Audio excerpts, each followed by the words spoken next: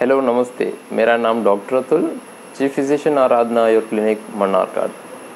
आज मैं आपके सामने एक नया टॉपिक लेके आया हूँ, जहाँ पे हम डिस्कस करेंगे सर्वाइकल स्पॉन्डिलोसिस। ये जो सर्वाइकल स्पॉन्डिलोसिस होता क्या है, उनके कारण क्या होते हैं, उनके सिम्टम्स क्या होते हैं और हमारे आयुर्वेद के हिसाब से सर्वाइकल स्पॉन्डिलोसिस कैसे आता है।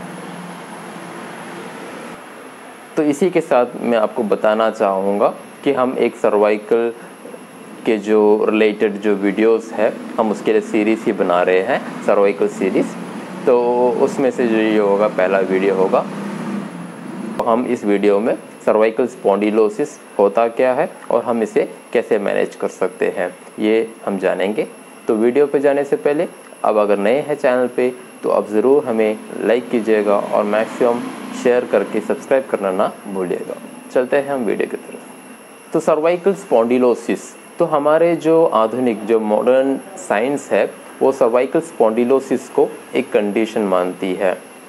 तो वो एक जनरल टर्म है, क्योंकि जो एज रिलेटेड जो वेयर एंड टेयर होते हैं हमारे जो वर्टिब्रास में, जो डिस्क में जो वेयर एंड टेयर होते हैं, उसको वो सर्वाइकल स्पॉन्डिलोसिस माना गया है।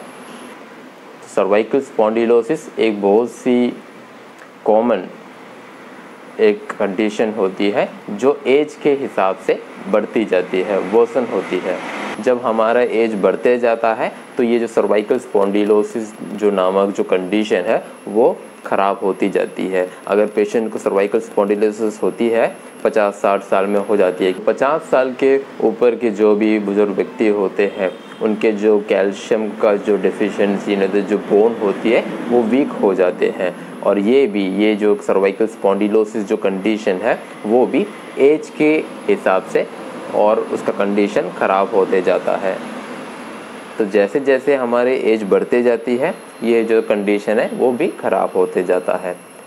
सर्वाइकल स्पॉन्डिलोसिस होता क्या है, जैसे कि आप इस इमेज में देख सकते हैं, हमारे जो वर्टिब्रास होते हैं उसमें बहुत सारे होते हैं, जैसे कि C1 हुआ, C2, C3, C4, C5, C6, C7। तो C1 से लेके जो C7 की जो वर्टिब्रास होती है वो हमें सर्वाइकल उसको बोलते हैं, सर्वाइकल ग्रुप बोलते हैं हम उसको। तो उस सर्वाइकल ग्रुप के जैसे आप उस फोटोज़ में देख सकते हो, एक वर्टिब्रे इधर से सैंडविच टाइप का होता है, जैसे कि ये एक वर्टिब्रे हुआ और ये एक वर्टिब्रे हुआ, तो उसके बीच में आपको एक स्पेस मिलता है जहाँ पे हमारे जो इंटरवर्टिब्रल डिस्क बोलते हैं, उधर एक डिस्क बैठता है। नहीं तो हम जैसे कि अब इसको कोरिलेट कर सकते हैं सैंडविच की तरफ से। तो दो वर्टिब्रास के बीच में एक डिस्क होता है, तो उस डिस्क को हम इंटरवर्टिब्रल डिस्क कहते हैं। और जैसे कि आप फोटो में देख सकते हैं, वो जो डिस्क होता है उसी डिस्क के दो पार्ट भी होते हैं। जो बाहरी पार्ट होता है उसको हम एनालस फाइब्रोसिस कहते हैं, और उसके सेंटर में जो पार्ट होता है उसको हम न्यूक्लियस कहते हैं, न्यूक्लियस पल्पोसस। तो हमारी जब उम्र बढ़ जाती है, नहीं तो हमें कोई फ्रैक्चर हो जाता है, मतलब जो एक्सीडेंट, रोड एक्सीडेंट हो, नहीं तो हम कहीं से गिर जाते हैं, नहीं तो सडन मूवमेंट होती है, नहीं तो कोई अन्य कारणों से, तो इंटरवर्टिब्रल जो डिस्क होती है, तो उस डिस्क से जो न्यूक्लियस होता है, उसके जो बीच का जो पार्ट होता है वो बाहर निकल जाता है। तो स्पाइनल कैनाल एक स्पेस होता है, वर्टिब्रा में जो स्पेस होता है उसको हम स्पाइनल कैनाल कहते हैं, जैसे कि आप इस इमेज में देख सकते हैं। उस स्पाइनल कैनाल से ही हमारी जो स्पाइनल कॉर्ड होती है और उनके जो नर्व्स के जो ब्रांचेस होते हैं उस स्पाइनल कैनाल में ही से ही पास होते हैं। तो उसी कैनाल से वो पास होके हमारे अन्य शरीर के अन्य भागों में वो नर्व पास होती है। तो अगर स्पाइनल कैनाल अगर नैरो हो जाए तो हमारे जो नर्व रूट उसमें बीच में क्या हो सकता है, अटक सकता है, नहीं तो उसमें स्क्वीज हो सकता है। नहीं तो जब हमारे जो इंटरवर्टिब्रल डिस्क होती है, जो वर्टिब्रास के बीच की जो डिस्क होती है, उसका जो अगर न्यूक्लियस अगर वो हर्निएट हो जाए, नहीं तो बाहर की तरफ अगर वो पुश होके बाहर आ जाए, तो हमारी जो नर्व्स उधर से पास होती है तो उस नर्व में जाके वो प्रेस कर देती है। तो जो नर्व को वो प्रेस करती है, जहाँ पे वो नर्व सप्लाई होता है, हमारे नर्व्स अलग अलग शरीर के भागों को नर्व सप्लाई करती है। नर्व सप्लाई अलग अलग होता है हमारे शरीर के अलग अलग भागों में।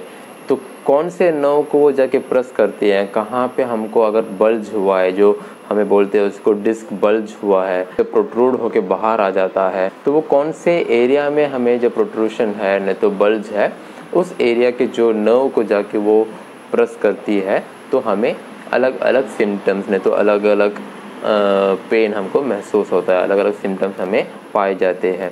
कभी कभार हमें हाथों में नब्बनेस फील होती है, नहीं तो टिंगलिंग सेंसेशन होती है, नहीं तो दर्द महसूस होता है, तो वो उसी कारण होता है जब हमारी डिस्क प्रोट्रूड नहीं तो बल्ज होके बाहर आ जाती है और हमारे नर्व को जाके प्रेस कर देती है।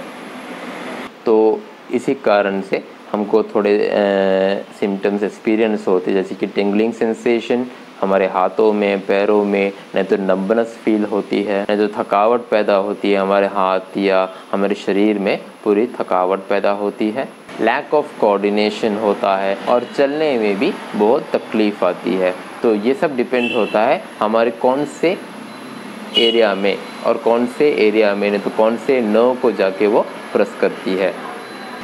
तो मॉडर्न साइंस में इसको बस एक एज रिलेटेड डिसऑर्डर तो एज रिलेटेड कंडीशन बताया गया है। तो हमारे जब उम्र बढ़ती है तब हमारे जो वर्टिब्रल डिस्क और जो स्पाइनल में डिस्क में जो वेयर एंड टियर होते हैं, लेकिन आयुर्वेद में हम ये जो सर्वाइकल स्पॉन्डिलोसिस है उसको हम एक वात व्याधि के अंडर में हमने इसको कहा गया है, इसको बताया गया है। सर्वाइकल स्पॉन्डिलोसिस है, उसको सर्वाइकल पेन, नेक पेन आदि नाम से भी जाना जाता है।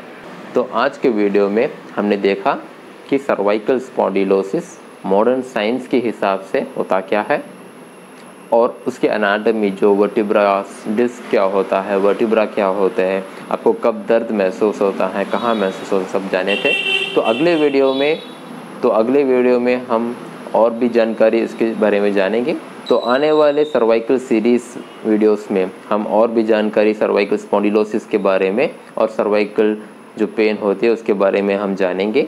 तब तक हमारे साथ बने रहिएगा और साथ ही हम आयुर्वेदिक